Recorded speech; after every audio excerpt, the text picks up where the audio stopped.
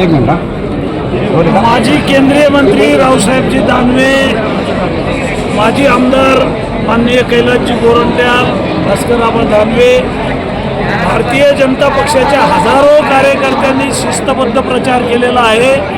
मी जालन्याच्या जनतेचे मनापासून आभार मानतो की गेल्या 70 वर्षात पहिल्यांदा भारतीय जनता पार्टीला 2/3 बहुमत दिलेलं आहे.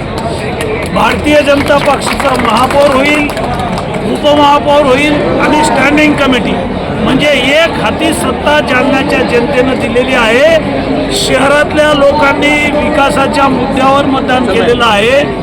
या शहराला मराठवाड्यातलं टॉप 10 शहर करायचं आहे. या शहराचा विकास करायचा आहे. माननीय मुख्यमंत्री देवेंद्रजी फडणवीस यांची सभा झाली. सभेमध्ये त्यांनी जालन्याच्या जनतेला आवाहन केलं होतं, या शहराचा विकास करण्यासाठी भारतीय जनता पक्षाला निवडून द्या. शहराला निधी आणि पैसा कमी पडू देणार नाही. मुख्यमंत्री महोदयांनी पैसा दिला, महसूल मंत्री आहेत, प्रदेशाध्यक्ष आहेत. मोदीजींच्या नेतृत्वात आम्ही जालना जिंकलं, देश जिंकला, राज्य जिंकलं.